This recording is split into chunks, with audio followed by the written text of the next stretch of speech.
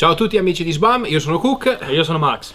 Questa sera presentiamo un pezzo, come al solito, della nostra collezione. Lo presentiamo in collaborazione con gli amici di Coex, che invito tutti a leggere e a guardare il loro sito e leggere la scheda relativa, visto che stasera parleremo di un pezzo su cui magari non sono proprio ferratissimo, ma consiglio appunto di leggere la loro scheda perché è molto completa. E stasera di cosa parliamo? Stasera parliamo dell'Enfield inglese, anzi del Mauser inglese, scusate, il P14, ovvero pattern modello 1914. Per parlare un attimo di questo fucile facciamo un piccolo passo indietro. Guerra a Boera, 1900-1901. Gli inglesi combattono col loro fucile d'ordinanza Magazine Lee Enfield e Magazine Lee Medford la guerra contro i boeri armati di Mauser 1895. Hanno alcuni problemi gli inglesi, in quanto i Mauser usati dai boeri funzionano già a lastrina Mauser, lastrina tipo Mauser, quindi stripper clip, mentre gli inglesi sono ancora praticamente dei fucili a colpo singolo con caricatore di riserva, che non hanno ancora inventato le lastrine. E quindi questo li mette tatticamente leggermente in svantaggio, e in quel periodo quindi in tutto il mondo c'era questa diciamo follia Mauser, dove il Mauser era visto come l'arma definitiva, e anche gli inglesi valutarono quindi di fare un piccolo upgrade e valutarono l'adozione di un fucile tipo Mauser. Questo cosa portò? Portò intanto il fatto che i militari o comunque i soldati apprezzavano molto il Lee Enfield. Tuttavia si era stabilito che bisognasse concludere un programma di armamento per dotare l'esercito di un'arma tipo Mauser, in quanto il Lee Enfield non era considerato un bel fucile, insomma era un fucile che sembrava dovesse morire prima ancora di essere nato, in poche parole.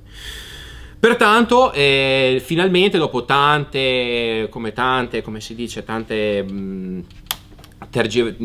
tergiversazioni, tante chiacchiere così, si arrivò al 1913, dove si arrivò a un progetto di un cosiddetto fucile, il P13, camerato per una munizione molto innovativa per l'epoca. Era un 7 mm, quindi si era cercato di adottare una cartuccia che ricalcasse un po' le caratteristiche positive dell'8x57 tedesco, o comunque delle altre cartucce già rimless, quindi senza il collarino, usate dagli altri paesi, quindi America, Germania, Svizzera e così via. Era una cartuccia, mi sembra il 276 British, comunque un calibro molto piccolo, un 7 mm.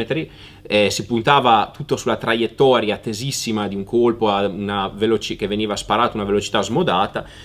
Tuttavia ci furono ritardi nell'adozione di questo fucile, in quanto questo calibro, per quanto da una traiettoria tesissima, super innovativo, accoppiato al propellente cordite usato dagli inglesi, bruciava le canne nel giro di 2000 colpi, quindi c'erano grossi problemi ancora da risolvere. Scoppia la prima guerra mondiale, gli inglesi sono in casino perché il loro short magazine Lee Enfield SML Mark III, per quanto un ottimo fucile e tutto quanto, è difficilissimo da produrre in massa. Le fabbriche inglesi settate su una produzione di pochi pezzi, in quanto destinate a fornire un esercito di dimensioni non troppo elevate, sono in difficoltà, non riescono a tenere dietro la produzione, bisogna produrre qualcos'altro. Mentre invece il P13 ha il vantaggio che può essere prodotto molto più alla svelta. Tuttavia le fabbriche inglesi sono già tutte settate sulla produzione degli Enfield numero 1 Mark III. E pertanto cosa si decide? Si decide di affidare la produzione agli arsenali americani, più precisamente alla Eddystone, alla Remington e alla Winchester. Questi tre arsenali con questi tre arsenali viene stipulato un contratto per la fornitura di 1.200.000 fucili. Inizialmente le cifre erano più piccole, ma poi con l'avanzare della guerra si vide che ne servivano di più e quindi si arrivò a una produzione totale tra il 1914 e il 1917 di ben 1.200.000 fucili. Cosa si può dire del P14? È un fucile di tipo proprio Mauser in tutto e per tutto, perché ha un'azione Mauser con il caratteristico estrattore a unghia, tenoni con i tenoni in testa. Presenta qualche caratteristica che viene peculiare, che viene mutuata da ciò che si era visto che era buono nell'Enfield Mark III, ovvero, a differenza dell'azione Mauser 98 vera e propria che armava in apertura, quindi durante l'apertura dell'otturatore, l'azione P13-P14 armava in chiusura.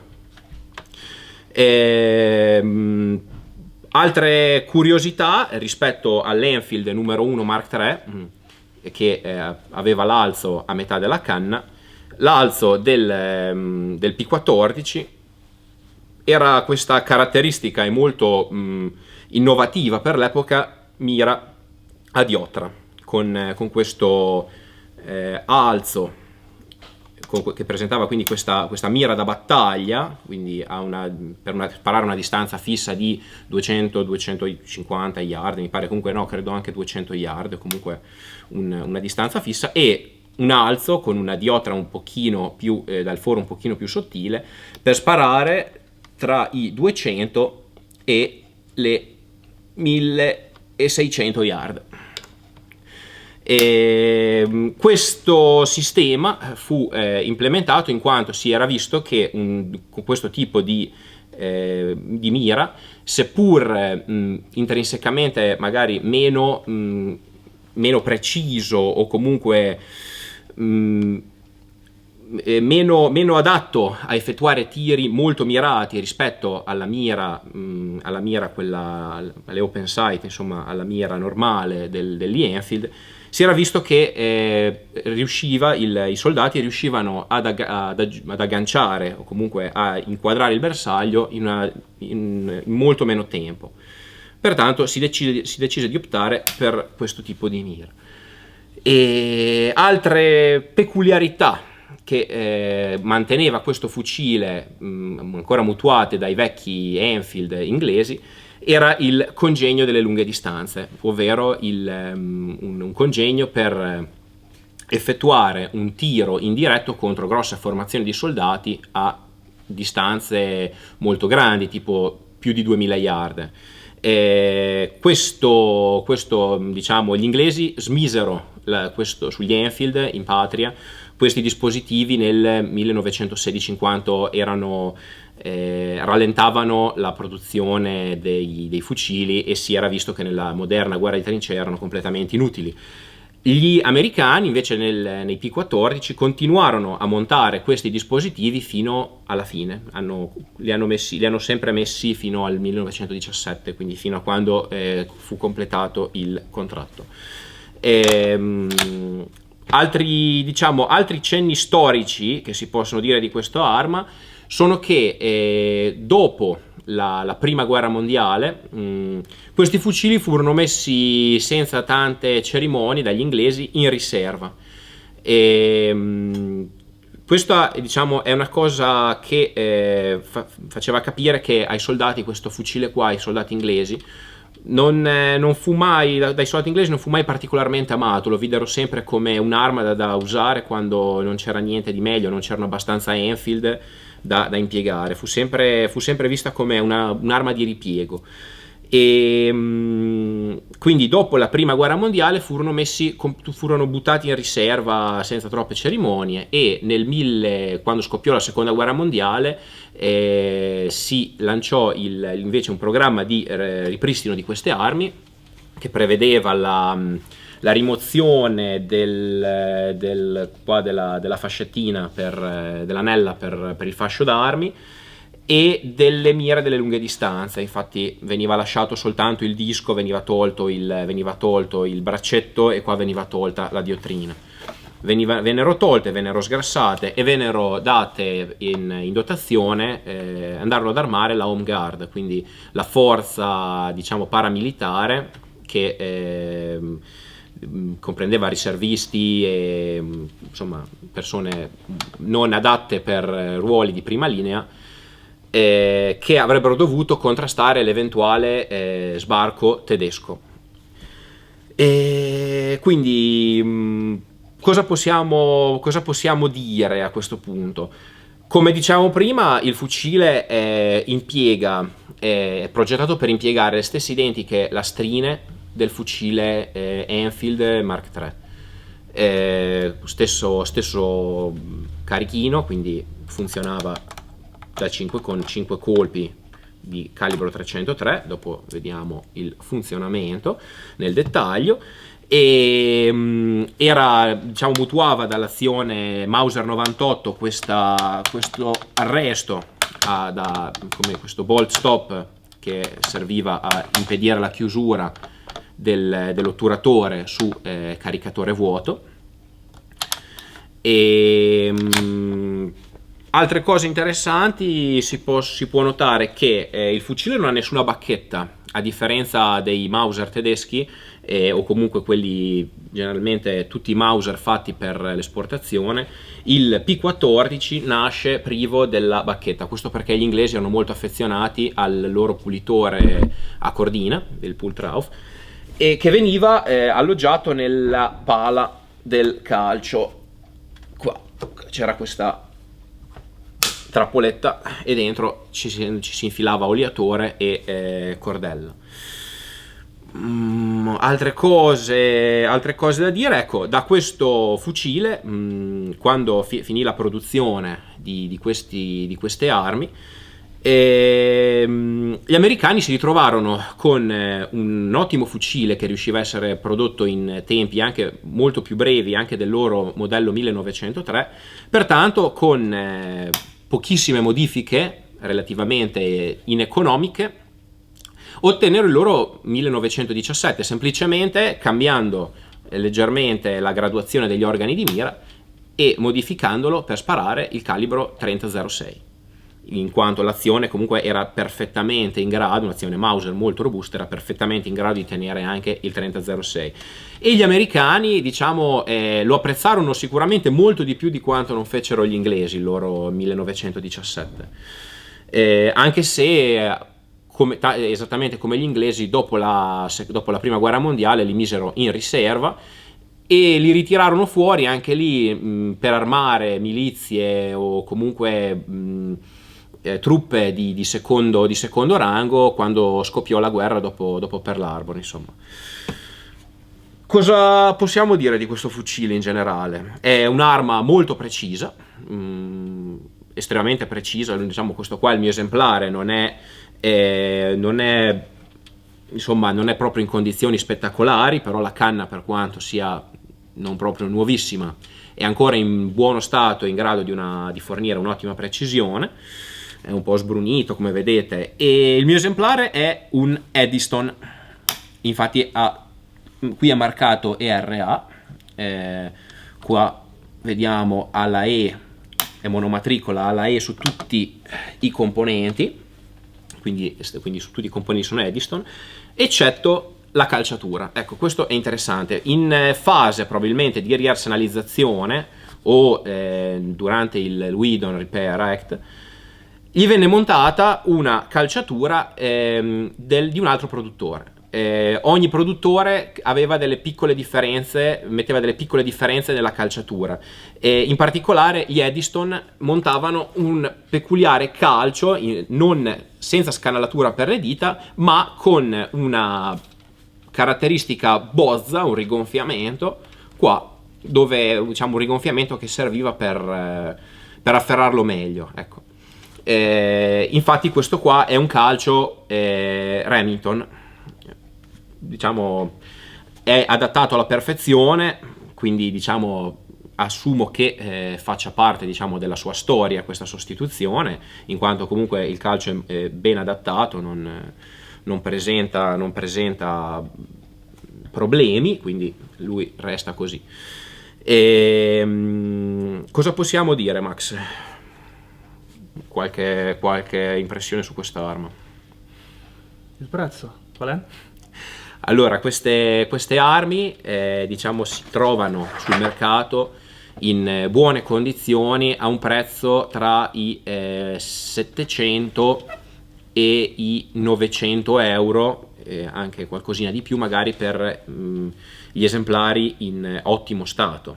Ecco, questo qua, essendo un esemplare in stato, diciamo, meno che ottimo, diciamo, dignitoso. Sì. Ho avuto culo e l'ho portato a casa per molto meno, ma diciamo è stata una botta di culo. Infatti ce l'ho anche per quello. Io avevo bisogno, col fatto che non ci vedo troppo bene, di un'arma, volevo un'arma con le mire a diotra. L'Enfield 4 mi faceva schifo, il 1903 costa un sacco e mi fa schifo, il 1903 A3, quello con la diotrina, quello con la diotrina stupida, mi faceva schifo. Allora ho detto, quando ho trovato questo, mi sembra di averci dato 450 euro, sì, una cosa del genere, ho detto facciamo che lo portiamo a casa, e devo dire che sono stato contento perché è comunque un'arma molto piacevole da sparare. La meccanica funziona alla perfezione, lo scatto è in due tempi, il classico scatto Mauser in due tempi, ha giusto un po' di, diciamo, un po' il secondo scatto un pochino lungo, ma vabbè, me lo faccio andare bene. Altre cose da dire? Il budget lo supera purtroppo, però le cartucce sono interessanti perché sono anche semplici da ricaricare. Sì, diciamo che è un'arma, come ricarica del 303, sì, è proprio classica. Io ci faccio, almeno io su questo qua ci vedo che va molto bene con le palle, quelle della Sierra, le 150 grani a base piatta da caccia. Ci metto dietro una carica tranquilla di N140, 39 grani, va da Dio. È veramente bello, è un'arma molto pesante perché pesa circa sui 4,5, pesa 4,5 kg. Il 300, accoppiato al fatto che il 303 è una cartuccia molto tranquilla, è veramente piacevole da sparare, a differenza del 1917 che invece, essendo un 30-06 e gradendo cariche veramente un po' sostenute, si sente il 1900 di P17. Il P14 invece a me piace da matti spararci, è veramente tranquillo, proprio molto un gran fucile, veramente, veramente consigliato per chi vuole anche sparare con le ex ordinanza che ha. Cosa ci rimane da dire? Sento che ho dimenticato qualcosa, ma abbiamo la prova con i salvapercussori. Ah sì, vabbè, quella la facciamo in fase di Ci sono distinzioni meccaniche particolari tra quello in 303 e quello in 3006? No, semplicemente vabbè, la canna probabilmente aveva semplicemente un profilo diverso all'interno, aveva magari la spalla un pochino più lunga perché chiaramente sparava una cartuccia il 3006 che essendo molto più lunga probabilmente la canna aveva un profilo diverso, ma l'azione restava uguale, identica. Mi viene il dubbio che quello in 3006, dovendo alloggiare una cartuccia abbastanza più lunga, avesse uno scasso qua leggermente più abbondante in modo da poter camerare una munizione più lunga, però diciamo che non lo so di preciso, bisognerebbe vedere un P17. Giusto, una cosa che qua si può vedere è la sicura disattiva il grilletto. Agisce sul grilletto? Dovrebbe uscire esce qua dietro un gancetto, un accidente che si va a incastrare in questo recesso dell'otturatore del coso, quindi va anche a bloccare il sì, blocca percussore. tutto. Sì. È una sicura molto una funzionale. Vera. Sì, blocca tutto. Che dire, è un'azione 98 comunque, perché comunque ha due tenoni in testa, ma anche il tenone di sicurezza che è composto dalla manetta, quindi la manetta che va a incastrarsi in questo recesso fresato e quindi agisce come tenone di sicurezza, come se dovesse scoppiare, perché comunque vabbè, sta sparando comunque una munizione che è relativamente fiacca, quindi diciamo, un'azione Mauser per scoppiare ce ne vuole. Però decisero i progettisti di implementare anche il tenone di sicurezza, probabilmente in vista dell'impiego della cartuccia 276 British, che doveva essere una cartuccia ad altissima pressione. Ok, a sto punto niente, diciamo che la finiamo qua e ci rivediamo alla prova di tiro. Grazie ancora dell'attenzione e ricordatevi di dare un'occhiata al gruppo, alla pagina di Coex, che è molto interessante, la raccomando.